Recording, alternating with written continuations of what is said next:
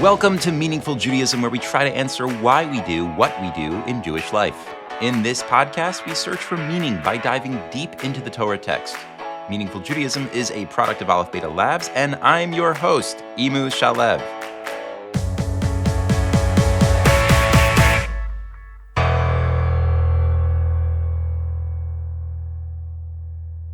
Aleph Beta scholar Beth Lesh is back with me for part 3, the final part of our Kashrut series. Hey, everyone. So, Beth, we already did an episode about not eating milk and meat together. We talked about whether we're even allowed to eat meat. And we talked about shrita and kisui dam. What's left for us to discuss is which animals we're allowed to eat and which we're not allowed to eat. Exactly. If you take a pig, you shecht it according to, the laws of kosher slaughter, and you are careful not to mix it with milk, it is still never going to be kosher. And not just pigs, but pigs are the most famous of the non-kosher animals. Right, and I feel like we should talk about the pig, right? Like, why can't we eat bacon? And I'm not suggesting that we all really badly want to eat bacon, but I'm also not suggesting it, right? Like, I grew up in a pretty big Jewish community, and it's not like there was a lot of bacon around everywhere, but on TV, right? Like, remember those commercials with, like, the sizzling bacon? Oh, yeah. Mm-hmm. Right. It drops down from the ceiling onto the bun, right? It looked so good. I felt like I could almost smell it.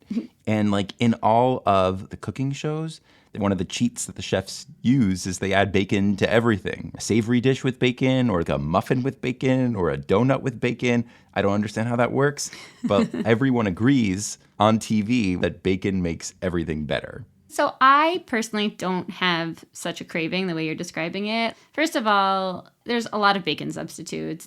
I kind of feel like if God is asking me not to eat pig, there's plenty of other things to eat. I cannot eat pig. So I don't really struggle with this restriction. It's more I just find myself being curious, like, why doesn't God want us to eat bacon? Like, God doesn't want us to eat yummy foods? Is that it? How did God decide that cows are kosher but pigs aren't? Like, what's the reasoning there? Is there a reasoning there? And Imu, since this is an episode of Meaningful Judaism, I'm guessing that you have a theory about the meaning behind why some animals are kosher and others aren't. I do have a theory. What I want to do is go on this journey of discovery through the Torah to find it. But there is something important that I want to mention up front, which is that the theory is a little more speculative than what we've shared in the other Meaningful Judaism episodes. Okay, but you're going to show me textual evidence to prove your argument? Oh yeah, I'm going to show you textual evidence, but I'm not sure about that word prove. I think the evidence is suggestive, and I've built the best theory that I possibly could. I personally find it very exciting and persuasive, but I think I'd leave it up to you and to the listeners to decide if it's something compelling and meaningful to you as well. Thank you for your honesty. With that caveat on the table, let's dive in. So the way I want to do this, Beth, is to kind of share with you what were the pieces I saw. Like, how did I put this theory together, and just recreate my journey, walk you through it step by step. I was looking for the deeper meaning behind kosher and non-kosher animals, and I went to the biblical text, and the place that I thought to go was Parshat Shmini, the section in Leviticus where we learn about which animals are kosher and which aren't. And so I'm looking around for some sort of explanation, and nothing. Right. I mean, it's just lists of, like, these are the animals you can eat, these are the animals that you can't, these are the signs, choose cud, cloven hooves, but it doesn't seem to say why. Exactly. So I'm just reading the verses carefully, kind of scouting for some sort of clue, and something does jump out at me, or maybe the absence of something jumps out at me. It's a word that I'm fully expecting to see in this section, and it's not there, which I actually found really shocking. That word that's not there is kosher. The Kashrut section of the Torah doesn't use the word kosher? Yep. The Torah never says pigs aren't kosher. Actually, the word kosher doesn't appear in this chapter or anywhere in the Chumash, the 5 books of Moses. Kosher, what it means is suitable or proper. And the rabbis do use that word to describe permitted foods, but it's not how the Torah characterizes things at all. Instead, the Torah uses a totally different term, or a pair of terms, tameh and tahor, which are usually translated as impure and pure, although it's very tricky to translate. What the Torah says is, Et hachazir tamehu lachem lo tochelu. Right? The pig is tameh. He is impure, and you shouldn't eat it. That's really interesting. Because I associate the words tameh and tahor with all kinds of other laws that have nothing to do at all with what we can and can't eat. So here I am reading this chapter, looking for clues, and to me it's like, well, maybe that's a clue. We're in Vayikra. Vayikra is the book about Tuma and Tahor. We're going to go on and read about all kinds of other things that are tameh and tahor. So I said to myself, it really looks like the Torah's reasons for why we can't eat certain animals is bound up intimately with these concepts of Tuma and Tahor. It's like the Torah is telling us that if we want to understand why we can eat cows but can't eat pigs, it's a matter of Tuma and Tahor. And we have to understand those concepts. Exactly. So what I wanted to do is something that our listeners probably didn't expect when they hit the play button on an episode on Kashrut, but we're going to pivot a bit and deep dive into the concepts of Tuma and Tahor. We need to do that if we're going to understand Kashrut. Okay, so Imu, that makes a lot of sense, and I am game to talk about Tuma and Tahor, but we will get back to Kashrut, right? Like, we'll get back to this question of which animals we can and can't eat. Yeah, I promise we'll get back there. And I hope that when we will, we'll be ready to see some things that we weren't able to see before.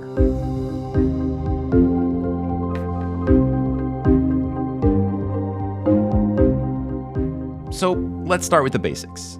Beth, what do you know about Tuma and Tahor? When you are tameh, you're in a state of Tuma. It means that you can't do certain holy things. You can't bring a korban, a sacrifice. You can't eat a korban. You can't visit the mikdash, the temple. If you're in the state of tahara, that's the opposite, then you can do those things. And there are these various purification rituals that allow a person to move from the state of Tuma to the state of tahara. How does a person become tameh in the first place? Lots of ways. The classic example is when you touch a dead body, you become tameh. Also, if you get sarah, this weird skin disease, you're also tameh. Certain other diseases, if a woman has her period, when a woman gives birth, a man who has a seminal emission, there's this whole long list. Okay, good. So those are the basics of somebody who's tameh and tahor, but let's get into the translation of those words itself.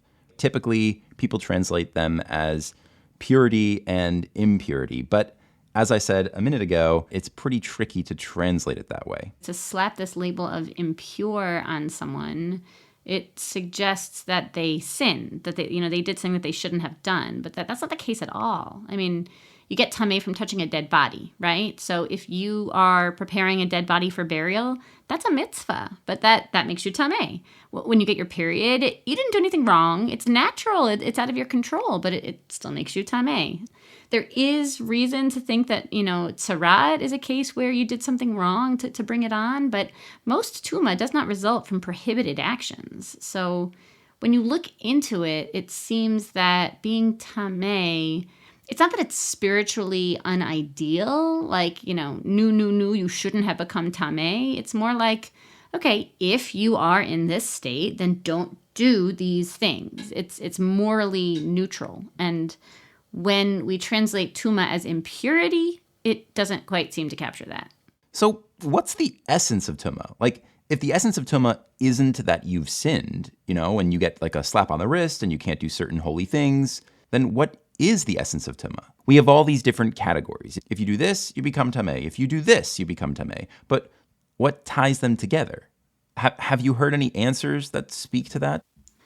I've heard an answer that is sometimes attributed to Rav Shimshon Raphael Hirsch, although I think Rav Hirsch's formulation is a bit more nuanced than like the popular conception. But anyway, the idea is that Tuma is the state of having encountered mortality. Good. It's a brush with death. Beautiful. We at Parsha experimented brush with mortality. So brush with mortality. I was mixing. Encounter with mortality, brush with death, brush with mortality. They all work. Encounter with brushes. Right. The idea is that Tuma somehow has to do with death. That when we confront death, it puts us in a state of Tuma, and there's no moral issues with that, but somehow, God's presence doesn't tolerate our brushes with mortality, so we have to go outside the camp, do some ritual, bring us back in when we can be in our more pure state.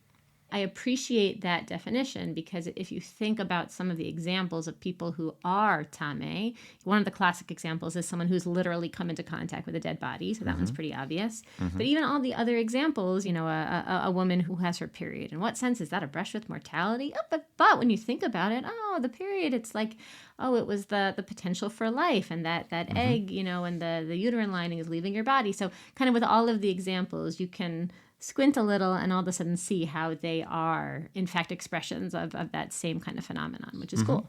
Yeah, it is. I think it's a much better definition than pure and impure. Yeah. But there are still some challenges with that definition. And I think these challenges, I don't mean to pile on questions, but I think they're actually clues to an even more nuanced understanding of Tuma and Tahor. So let me level a couple of them and make us a little uncomfortable. Ooh. So one of my first issues with the definition of Tuma being a brush with mortality or, relating to death in some way, is God is the source of all life, right? But he's also the source of all death. He's the source of all death. He's also the source of all death. So why would it be problematic? Why would God and death not mix? Why would it be that if you've had a brush with death that you somehow can't be in God's presence? Right. That part doesn't seem to make a whole lot of sense, as if like God finds death somehow offensive. He made up death. Okay, so you're not doing what I thought you were going to do, which is like, wait, if you think about one of these cases, it doesn't quite fit. You're saying like, no. I'll get there. That's where I'm going to go next. Okay, cool. Yeah, that next thing that you're talking about is, I think this is the most commonly brought up exceptional case, is the case of the Yoledes, right? A woman who gives birth. Is tameh, and she's not just a little tameh. She's, one of the longest cases of Tuma. That case doesn't make a lot of sense if you see Tuma as being a brush with mortality. Which is not to say that if someone paid you $1 million, you couldn't come up with a reason. And we did, by the way. Like when David Block and I recorded our piece in Parsha Experiment back in 2016, we had a reason, and it's not just our reason. Many commentators say the same thing. They argue that a woman who is in childbirth is, it's a very dangerous situation, especially. Yeah, that's something that we've lost touch with. And we even haven't, by the way. It's still dangerous. And so, sure, like you can argue that it is a brush with mortality because it's a dangerous thing to do. On the other hand, she brought a life into the world. Yeah. So I'd expect it to either cancel out some of the days of Tuma. Like, why is she sitting in like the most Tuma of like anybody? I appreciate these questions. The conversation that usually gets had about Tuma and Tahor is like, oh, you think Tuma and Tahor means pure and impure. Wrong. That's not sophisticated enough. Let me re-educate you. What it actually means is it's a brush with mortality. It's ethically neutral. So you're climbing on top of that and you're like, wrong. Let me give you a more nuanced version. I don't think I'm going to declare wrong. I think Tuma certainly is about a brush with mortality, but I think that there's some nuance there. And that's what I'd love to argue.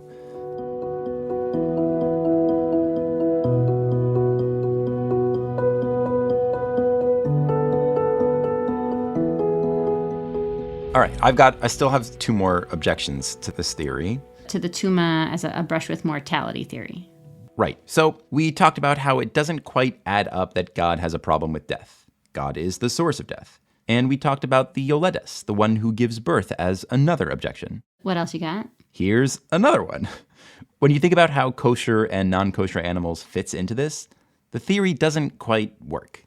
We saw in the verses that we read in the Torah, don't eat these animals, they're tameh. Now, if Tuma is caused by an encounter with death, then the Torah seems to be saying, don't eat these animals because there's something deathy about them. I have a problem with that, though, which is, what do we do to our Tahor animals in order to eat them? Oh, we kill them. So what I think I hear you saying is, if the essence of Tuma is that there's something deathy about it, and then the Torah comes along and says, don't eat animals that are tameh. So presumably the Torah wants us to stay away from deathiness somehow when we're eating animals. But we don't do a very good job at all of staying away from deathiness when we eat animals, because in order to eat any animal, we have to kill it. Exactly. So if a ham, which is a dead pig, is tameh, and a hamburger, which is a dead cow, is tahor, it's way too simple to say that tameh means deathy and tahor means lifey. Oh, that is a good objection. And my final objection is actually about the word tahara, not really so much about the word tuma, right? If tuma is death, then the opposite of that word should be life. I know this one. Right? Maybe it's toma and chios, right? Toma and something lifey, but the word that's used is tahor or tahara, which, we classically understand as pure or clean or something like that. And I don't think that's the best definition of that word. And I actually was reading a story that we did read in Meaningful Judaism before that I noticed actually might shed light on a better definition of the word tahara and will hopefully give us a better understanding of what tuma and tahara mean in general. I'd love to take you to that story. I'm just going to remind you that you did invite me here for a kashrut discussion, so I'm not leaving until I get an answer about kosher animals. But yeah, if you are saying that studying this story is going to help us get there, then I trust you. Let's do it.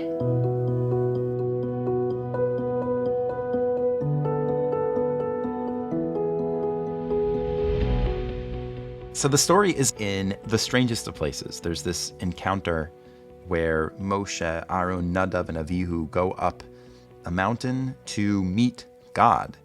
And it says they see God, whatever that means. So I'm going to actually have you read and translate some verses with me. Come to Exodus 24, verse 9. I'm coming. Vaya'al Moshe v'Aharon, Nadav v'Avihu v'shivim miziknei Yisrael.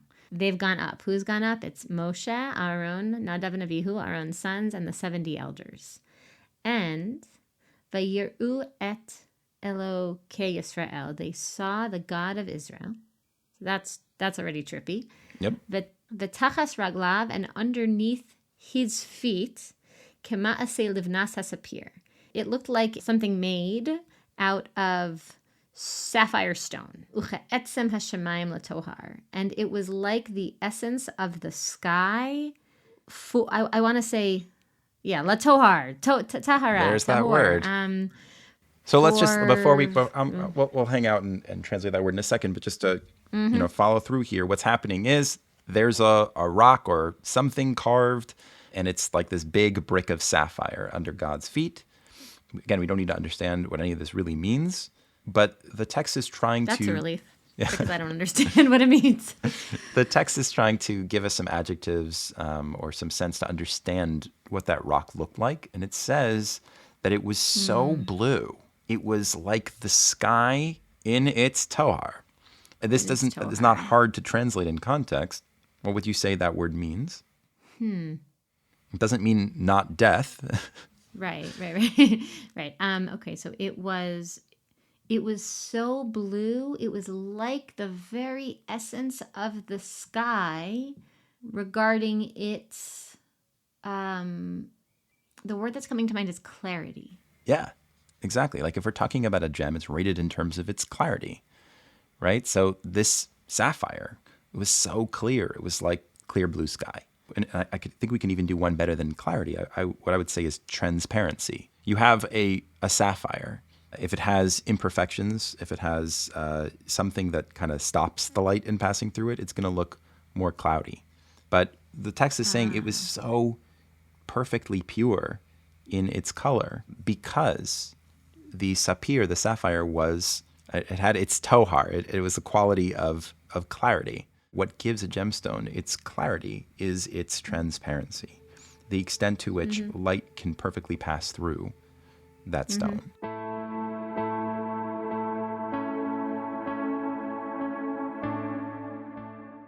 First of all, you with me so far? I'm with you. It's clear. What you're saying is clear. Just some Tahara humor for you. Everyone could use a little more Tahara humor. It's funny because we started out by rejecting the translation of Tahor as pure. But now I'm thinking maybe it's actually not such a bad translation after all. Just not the way that we're used to thinking of that word, right? Like not pure as spiritually awesome and holy and free from sin, but pure as in there's nothing that's blocking the way. There's nothing that's stopping the light from passing through. Like you said, the sapphire was purely blue. It was entirely blue. I think that harmonizes with your transparency idea. Yeah, I think it does. So once I saw that Tahara seems to mean transparency, I started to wonder how that had anything to do with Tuma and Tahara as I was used to thinking about them. Doesn't Tuma have to do with death? How would transparency fit with an understanding of Tuma meaning death? Mm-hmm. So Beth, once I got there, let me ask you, what would you do next? What would your first step be as a researcher knowing that the word Tahara means clear? What would you do next? Yeah, I think I would go back to those cases of Tuma and Tahara in the Torah and say, can I take this definition of Tahara meaning transparency and can I read it into these cases and does it make sense? Yeah, and I feel like the first case you got to visit to see and to play with this is death itself, right? Death is avi avot tatuma. It is the most tameh thing you could possibly get to. So let's say tahara means, transparent or clear. How would that change our definition of Tuma and Tahara here? So you're saying in what sense is a dead body somehow an expression of a lack of transparency? Okay, let me think about that. Transparent means that I can see through to whatever's on the other side. But what would that even mean to be able to see through someone's body? Yeah, so that's kind of where my mind went when I started thinking about this. What does transparent mean when we're talking about a person? When we looked at Livnat HaSapir, the sapphire stone, transparency there meant that light was passing through a rock. Right. It was a very literal definition of transparency, right? You can see through that rock and it was perfectly clear. But if we're going to try and extend this idea of transparency to the cases of Tuma and Tahara, that really literal definition. Yeah, the literal definition is not going to work, obviously. Right, because that's about light being able to pass through something. Otherwise, windows would be the most Tahor thing in the world, but that's not the way it works. Right. Okay, so then maybe it's not about something being transparent to light per se. It's about being transparent to something else. Letting something else pass through. If I had to replace light with something else, right? A dead body is somehow more opaque, and something that is tahor is more transparent. The thing I'm trying to solve for is transparent to what? What would light be if we were to use that as a metaphor in the context of Tuma and Tahara? Oh, so I'm wondering maybe the light has to do with God. Maybe there's some element of the divine that was we could see it in them when they were alive, and now we can't see it anymore. That's where my mind went. Somehow maybe you don't see the divine in a dead body as much as you do in a living human being. That human is somehow more transparent, not to light, you don't see through them, but to godliness, right? We talked about God as a source of life and death. Well, we can very clearly see God's lifeiness in someone when they're alive. They're more transparent, right? That makes a lot of sense to me. But when we encounter Tuma, that lack of transparency, it's as if we can no longer see through the person to the source of where their life originally came from. Yeah. When we encounter a human being walking around, living, breathing, that to us, is transparent to God's handiwork. Yeah. When you see a dead body, it's not always as easy to see, even though objectively they're equally God's handiwork. But to us, to humans, for some reason, one is far more transparently testifies to the divine, and the other obscures it. Mm-hmm. We were saying, what's God's problem with death? God doesn't have a problem with death, right? We do. It's us. Yeah. Our ability to continue to see God as the source of life is imperiled when we encounter death. So the way you're understanding it, Tuma arises from human psychology, right? It's subjective. It's when our sense, human beings' sense that God is our source and the source of everything is somehow dimmed. Like our Mm-hmm. ability to access that truth, that awareness is compromised. Right. And look, by the way, just to give credit where credit is due, there are other commentators who understand Tuma as arising from a psychological reaction. Mm-hmm. So that part of the theory is not entirely novel. But what I do think is novel is this transparency piece. The notion of Tuma as a lack of transparency to God as our source. And what's also novel is how I arrived at the theory, which is seeing this word Tahor in this story, this other section of the Torah, and then kind of following it through. Mm-hmm. Mm-hmm.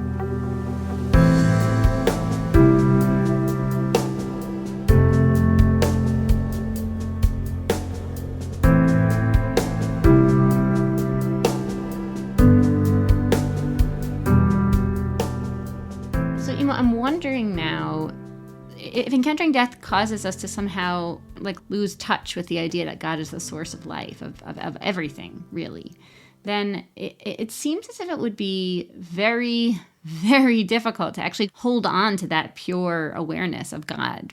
Because all of these things that make us tameh, they're everywhere, right? A natural process like giving birth, getting certain diseases, and that's a little confusing to me because we said before when we were talking about the definition of Tuma and Tara that we didn't like the words impure and pure because it felt as if there was some kind of sin involved, some kind of behavior that isn't ideal, and that's not really the case with the kinds of Tuma that we were talking about. But I feel like now we're kind of coming back to that same idea, like sort of saying, well, if you're Tahor, then you have this utter clarity, this complete awareness of God as the source of everything. But if your vision is kind of being clouded by coming into contact with a source of Tuma, then your awareness of God is diminished. Like that to me sounds as if it's not very desirable. Yeah, I totally hear the question. Once I'm arguing that transparency has all to do with God awareness, it almost feels like we've entered back into the moral dimension. Like, who wants to not be aware of God? That sounds like it's a bad thing. Yeah. But I don't think that that's what we're saying. There is no requirement to be Tahor all the time, or even to be Tahor as much as possible. And you take that to mean that God doesn't want us to have God awareness all the time? Yeah, that actually is what I'm saying. Here, there's this analogy that I think might help us with this strange kind of mind-bending notion that God would just be perfectly happy with us not being aware of him all the time, of how perpetual, perfect God awareness could actually be harmful. It could actually kind of, ruin the beauty of the world that God created for us. So let me share this analogy with you. Okay, this is a little mind-bending, so I'm game for the analogy. So this idea may seem a little bit Kabbalistic, and if it's compelling, great. If not, you can reject it. But imagine that we are all in a movie. We're in God's film, and God is shining light onto the film and animating us. And you can have an awareness that you're a character in a movie, or you can lose total awareness that you're a character in a movie. When you encounter death and you've lost awareness that you're a character in a movie, death is a horrible and tragic thing. Right? A friend has died. Someone has died. Right? But let's say you, as a character in a movie, have tremendous transparency and clarity, and you realize that God, wrote the screenplay. You're his character. So another character dies. If you are utterly transparent and are nothing other than an emanation of the will of the filmmaker, this is how the story progresses. You can't experience this being is gone. You actually can't experience a sense of loss. There's an awareness of unity and oneness to the entire story. That, I think, on a deep level, perhaps, might be what Tahara is. And it's not that God demands of us to be utterly and completely aware and to be Tahor at all moments. Us, as characters in the film, are too invested in our separateness in the film as characters. We don't realize it's a film. We're in the land of the story. And we think we have our own homes and our own lives and we're our own characters. But the truth is, we exist as emanations of the filmmaker. That is what being more Tahor is like. When you get too invested in the story, that is tameh. You are more opaque. I have yet to meet the person who is so spiritually enlightened that when faced with a loss of someone who's close to them, that they react with, the equanimity of one who says, I can't feel any loss because I know that we're all just projections of God on the screen in this movie house that By we the way, call the world. Yeah, but first of all, how interesting of a movie would it be if the characters walked around all the time being like, we are but emanations of the filmmaker, right? There's no plot. There's nothing interesting can happen. I wouldn't want to see that movie. Right. And second of all, that awareness, that perpetual clarity, it's not even what God expects of us. We're allowed to actually get caught up in playing our roles. And there's a particular story I have in mind where I think we can see this happening. And it's the story of a tragic death in the Torah. And what's interesting is that the entire Tuma and Tahor section of the Torah seems to be introduced as relating to the story of tragic death. You're thinking of Nadav and Avihu? Yeah, I'm thinking of Nadav and Avihu. That story is all about allowances that God makes for Aaron, for his family, to not always engage in purity and clarity of perspective. Moshe actually seems to demand that of Aaron, if you read the story carefully, and Aaron sort of intuits a different way of being, and Moshe and God accept it. You're saying that in that moment when two of Aaron's sons have just been killed and God doesn't expect him to just bounce back and say, like, I'm completely at peace with this. I know that everything comes from God, even death. I accept this. God seems to respect his grief and allow him space. And what I'm pointing out is that's not just a nice story about how God allows us to grieve. That's the story where Tuma and Tahor are introduced. Like, the rest of the book is a reaction to that story. What do you mean that's where the laws of Tuma and Tahor are introduced? What I mean is that what we get immediately after the Aharon, Nadav, and Avihu story are the laws of kosher animals. The Torah's teaching about Tuma and Tahor in the context of there's been this great loss, and there are going to be allowances made for that loss.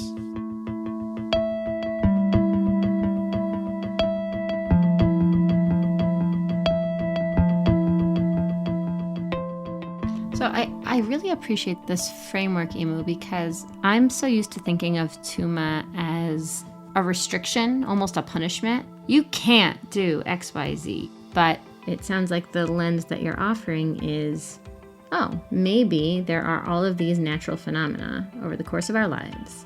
We're going to encounter them. And when we do, it makes sense in those moments that our reaction would be to not be as transparent to God. And God recognizes that and says, why don't you take some time? Like, now is not the best time for you to be getting up and making the valedictory speech in the, in the center of the Beit HaMikdash. Like, why don't you take some time? Take some time to get back to that place. And that's built into the rhythm of our lives. Yeah.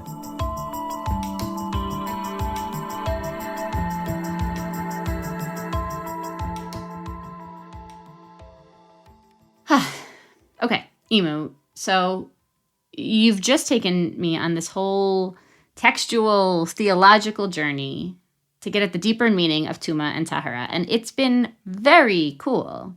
But I'm just remembering the way that we got into this. You said most people think Tuma is about a brush with death, but actually that explanation has some problems.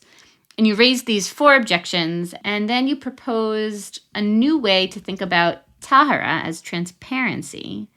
So if I'm going to accept this new way of thinking about Tahor, I want to know, does your theory have an answer for those objections? It had better.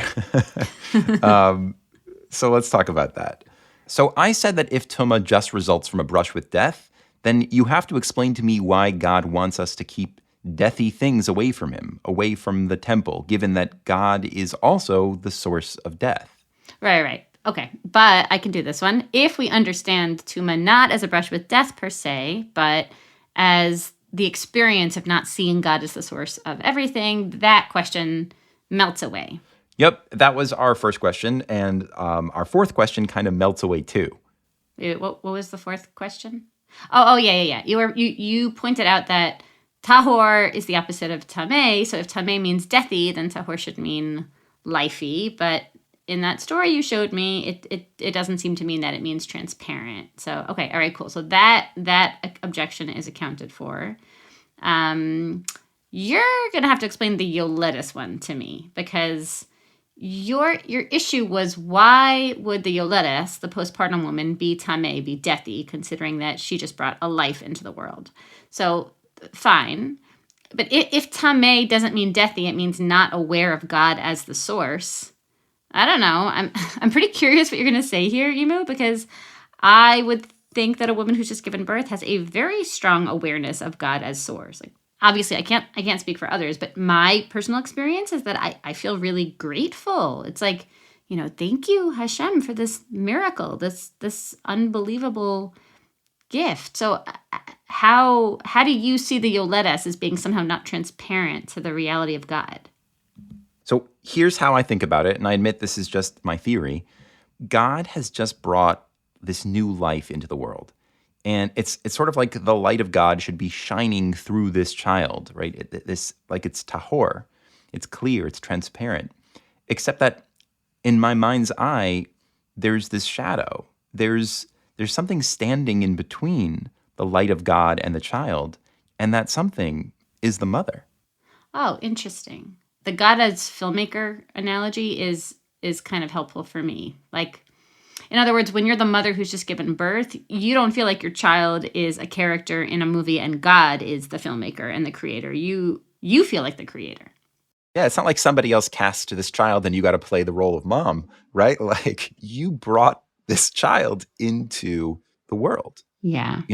I obviously have never experienced childbirth and never will, but, women are like demigods. Like, they have the power to bring life. Adam calls Chava, right? Essentially life lady, because she's Em Kol Chai. She's the mother of everything that lives. And even consider, in her first birth, she has a child.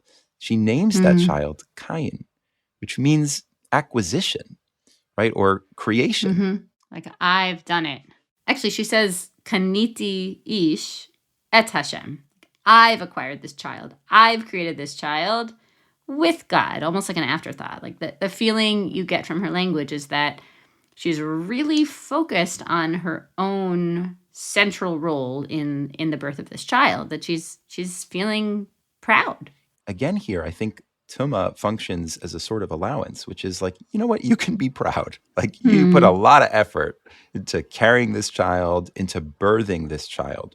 I don't think God expects for you in that moment to say, I am Tahor. I am perfectly transparent to the source of all life in the world. And I recognize it is not I, it is God who hath done this deed. Right. A mother can feel that it's a spiritual experience. She can get up after the birth and give the Devar Torah at the Brit or at the Simchat Bat and like talk about how close she feels with God and how grateful she is to God. But there's a sense in which, even with that happening, that she's forgetting something about the centrality of what role God is playing in that dynamic. And I'm not saying that there's any problem with that, and neither is the Torah. The Torah, there is this tension of humanity as little creator, and when we're engaged in creativity, it's like we're gods. And there are mitzvot that rein in that creativity. There are mitzvot that ask you to reconcile your little creativity with that of big creator and nest your active creation under God's creation. And women are given, this period of time to do that reconciliation. So really, Tuma doesn't have to be connected to death at all. Like, death shows up in a lot of the cases of Tuma. Death can lead to Tuma, because confronting death can cause us to lose touch with our awareness of God as source. But death isn't the essence of the thing, in your theory, I'm saying. And that's how you can have this case of the Yoledes, who is super duper lifey and is still tameh.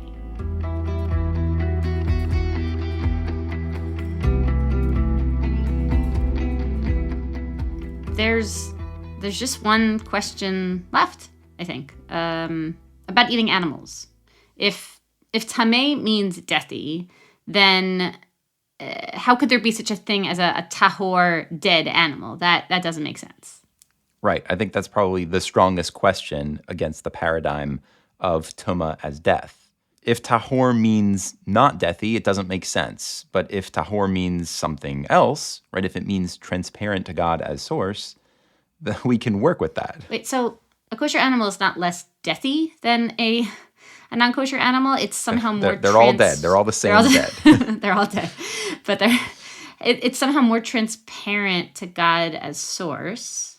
But what does it mean for an animal to be transparent to God as source? And how are the kosher animals somehow more transparent to God as source than the non-kosher ones? Yeah, so what you're asking is exactly the question that I think the Torah wants us to ask.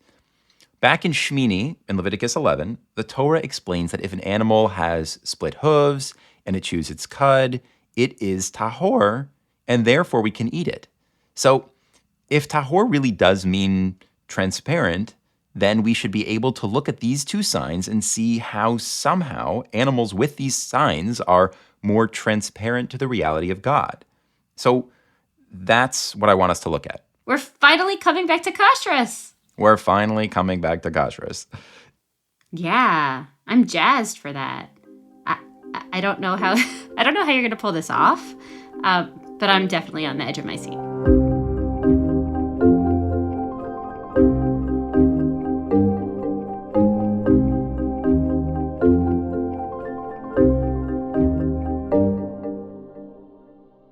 Just a caveat before we begin. I admitted at the start of this episode that the material here is a bit more speculative than what we presented in other episodes, and I just want to reiterate that, especially in this part, as we get into the details of the signs.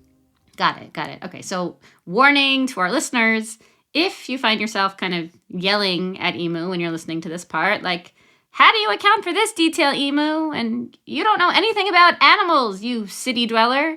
So, Emu, you are on the record being aware that the argument needs some finessing. The argument has some bona fide holes, but a lot is just that I don't have the space here to get into all of the nuances. But even with that said, I really believe that what I'm about to share is still worthwhile. And the truth is, we actually have an epilogue coming out that's going to get into any of the pieces of the theory that are not tied into neat little bows, so you can stay tuned for that epilogue. Okay, when I was learning this with my chavrusa David Block a few years ago, we noticed something really interesting about these signs. All right, and we're going to get into the science for a bit because I think it's really relevant and really cool. Let's talk about chewing cud. The scientific term for that is that it's a ruminant. And a ruminant are these kinds of animals that have 4 stomachs. And when a ruminant eats, at first, it barely chews its food at all. The food enters the first compartment of its stomach where it's broken down. And then in the second compartment, the food mixes with saliva and it becomes this cud. And then the cud comes back up into the animal's mouth. The animal chews it to further break it down. It goes and enters the third compartment where water is absorbed out of the food. And finally, it goes into the last section where it digests its food much like our own stomachs. Now, why am I telling you this? Ruminants have this elaborate digestion because it allows them to eat things that humans could never dream of eating. Ruminants are always herbivores. They're plant eaters, and they're a very specific type of herbivore, which is unlike many other vegetarian animals who can eat seeds or grains or nuts just like we can. Mm-hmm. Ruminants primarily eat raw leaves and grasses, which are extremely difficult to digest. Humans cannot eat grass. You would starve. We don't have the ability to break down the sugars that are present in grass. Not what my 3-year-old thinks, but go on. Interesting. Okay, so you're saying when the Torah says animals that chew its cud, that's a shorthand for saying animals that eat a lot of raw leaves. A lot of raw leaves and grass specifically, yeah. Let's just quickly talk about split hooves. What are the function of split hooves? Well, hooves are the tip of an animal's toe that's covered by a thick, hard keratin coat. And the point of that hoof is to allow an animal to stand and travel for long periods of time. Grazing. If you have an animal with hooves, you know that the terrain is going to be grassy areas. Split hooves, they allow the animals to go even a step further. They can be in grassy pastures and flatlands, but they can actually get extra traction when they're running or jumping on rocky terrain. And that gives them protection because they could be vulnerable to predators when they're out in the plains just grazing. So the split hooves allow them to escape across any terrain. So both of these traits, chewing cud and having split hooves, they're together elements that point to a particular type of animal, a grass and leaf-eating vegetarian. In other words, we're used to thinking of these two signs as being two completely different things, but actually they really both point to the same kind of animal, the same kind of behaviors, which is that we're talking about herbivores, but not just herbivores that eat a lot of grass, that graze over grassy areas for long periods of time. What's interesting is the Gemara actually makes this same point, but in another way. Masechet Chulin, Daf Nun Tet Amud Aleph, says that there's another way we can tell if an animal is kosher. If you see that the animal does not have upper teeth, meaning pointed teeth, incisors, then you can know for sure that it chews its cud and has split hooves. Why would that be true? Because upper incisors are for ripping through tough materials like nuts or animal flesh. If an animal doesn't have them, it's because its diet consists of things that don't need them. In other words, they eat grasses and leaves. So it seems like the Gemara also thinks that chewing cud and split hooves together point to a certain type of animal, grass-eating herbivores.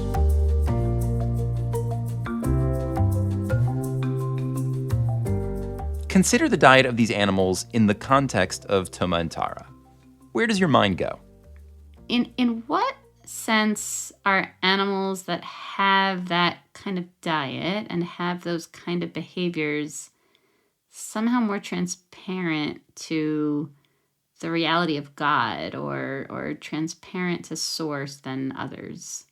Transparent to God, I'm struggling a little bit there, but when I think about transparency to source, if you have an animal that just eats grass and leaves, an herbivore, it's eating directly from the land, you could say it's eating directly from the source of its food. It's not like with a carnivore, say a wolf who eats a lamb who eats the grass.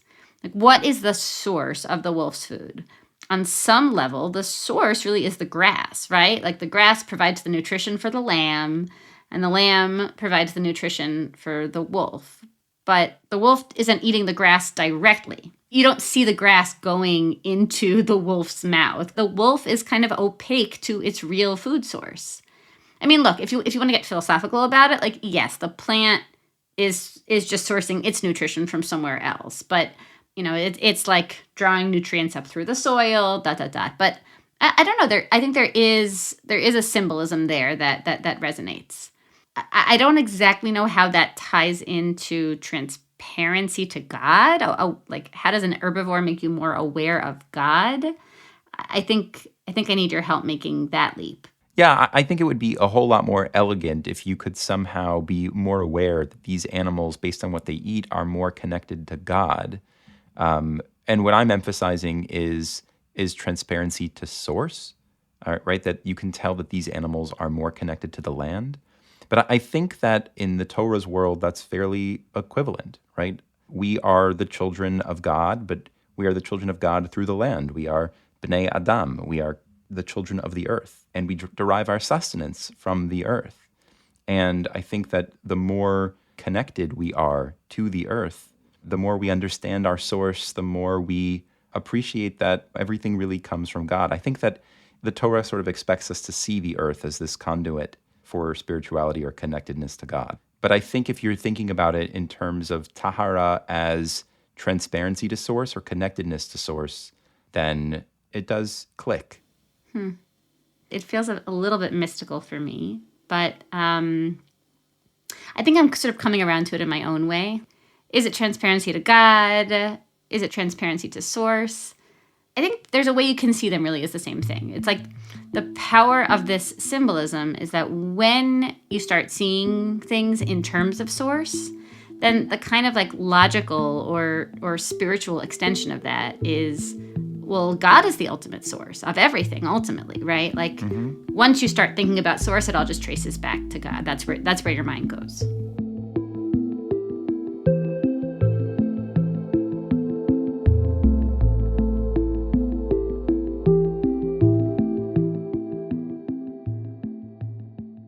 And what's incredible is that these animals, Animals that chew their cud and have split hooves, the ones whose sustenance comes directly from grass and leaves. It's not just that these animals are not death-like. It's that these animals are tahor. They are transparent. They're testifying. They are reminding us. They're drawing our awareness back to God, back to the creator of the world. Exactly.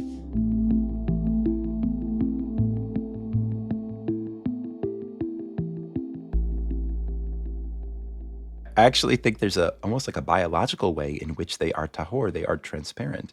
They have a really interesting relationship to light itself. And here I'll tell you what my 9th grade science teacher, Mr. Fitzgerald, told us that kind of blew our minds in class, which is that the source of all calories in the human diet is the sun.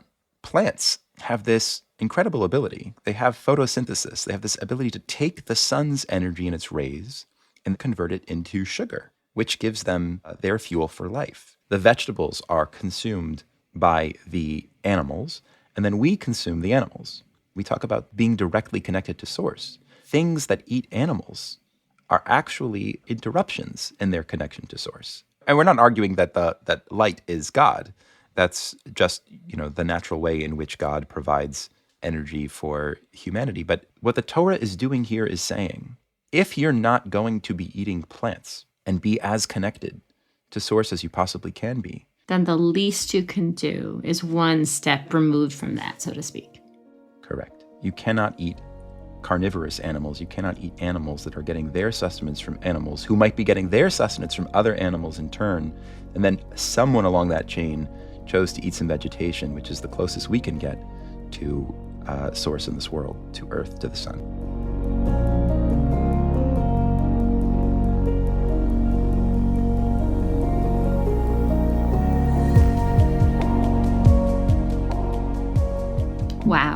Wow. This is really powerful for me, especially what you said about Mr. Fitzgerald, your science teacher, is really sticking with me. This notion that the sun, it's sort of the closest that we can get to seeing ourselves as being directly sustained by God. Like God set the sun in the solar system, turned on that lamp, it shines down upon the earth, its rays come down to the ground, and it's by that means that everything that nourishes me comes to be.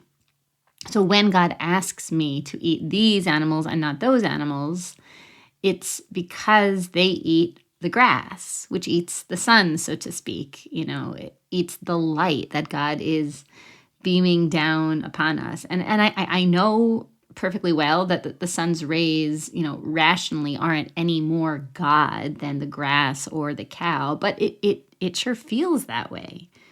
So when I sit down to eat a hamburger, I'm meant to feel that God is feeding me. It's all supposed to bring me back to the awareness of that fundamental reality, which is, at the end of the day, isn't God providing all of our nourishment? Mm-hmm. I have this really evocative image in my mind right now, which kind of doesn't make much sense, but I also really want to share it with you, which is, it's as if God is inviting us to experience our eating in this world as, oh, you're hungry? Just step outside. Step outside, look up at the sky, open your mouth, and just drink in the sunlight. And just have the sense that what I, God, am beaming down upon you is all you need.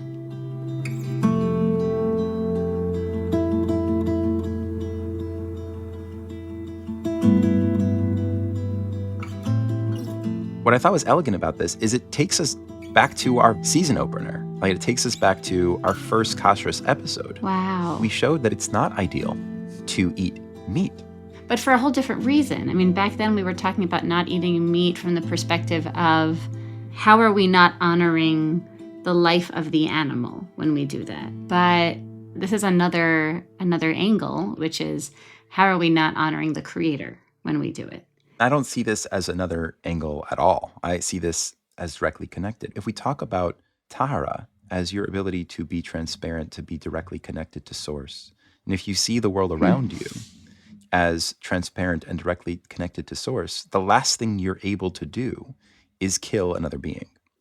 If you understand that we both have a creator, I have no greater role than you. I can't kill you because it suits me to kill you, right? We both are emanations of the same creator. We both have a role in this movie. For me to see myself in a way in which I have some greater role, or that you serve me in some greater way, that is tameh. That means you're taking your role in the movie way too seriously. You actually see yourself as having a life of your own in this world, not directly connected to our shared creator, to our shared source.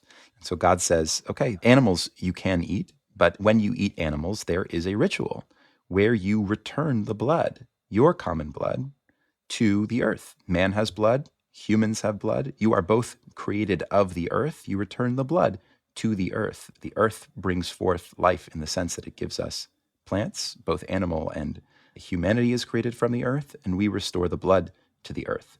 Wait. Let me slow you down. You're saying that kisui dam, the mitzvah, that when we are shechting an animal, not all animals, but many kinds of animals, wild animals, birds, the Torah instructs us to spill the blood on the ground and cover it up. And when we do that, it's actually a way of promoting tahara, because it's a ritual that symbolically reminds us of the animal's source, the earth, either because the earth provides food for the animals, so it's its source in that way, or sort of in this mythical sense, like because the Torah describes that in creation, animals were created from the earth.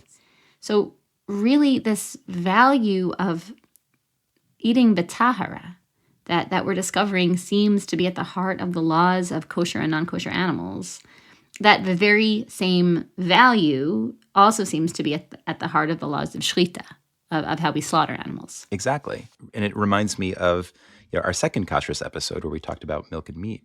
The milk that comes from this animal, right? You need to recognize its source, which is mother of animal, and you cannot consume the two together.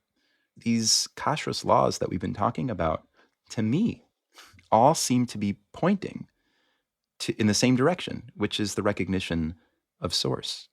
It's a kind of grand unifying theme behind all of the kashrut laws. Imu, don't take this the wrong way, because I loved this.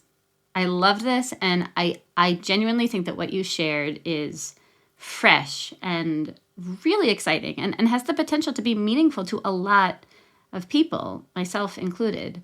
But also, it didn't escape me that there are some topics that we didn't touch upon at all. And you admitted to this, right, when we started to get into this section. Like, I still want to know about kosher and non-kosher birds. How do they fit into this? Fish, the scales, the fins. I think there's more to the story of why we need to have two signs for the land animals and how those signs interact. And you can ask, why does the Torah specifically call out animals that have just one sign and not the other, like the pig and the camel and the hyrax, the hare? So I know we don't have time in this episode to deal with all of those fascinating questions. For anyone who's listening who's curious, we're going to have an epilogue coming to try to speak to some of them, right? Yep, but also kind of give you a peek into some of the scholarship that went behind, all the work in this episode. I have a lot of respect for those amongst us who are willing to put a theory out there, because it takes courage doing it knowingly in the face of holes. But it is the only way that we're going to get any closer to meaning. Thanks for showing us how you put the pieces together and then just being transparent about some of its weaknesses. If you weren't going to do the transparent joke, I was going to do the transparent joke. You can still do the transparent joke. Yeah, the idea here is to be transparent to our source material and to say, this is what I'm seeing in the text. And I hope that you find it compelling and meaningful. Yeah. Cool. Thank you for taking this journey with me. Should we break for lunch?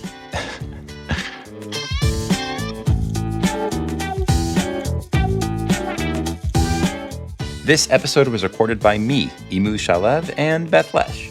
The scholars for this episode were me, with original scholarship by David Block and Ari Levison. The senior editor was Beth Lesh, with additional editing by Sarah Penso. Our audio editor is Hillary Gutman. Our managing producer is Adina Blaustein. Meaningful Judaism's editorial director is me, Imu Shalev. Thank you for listening.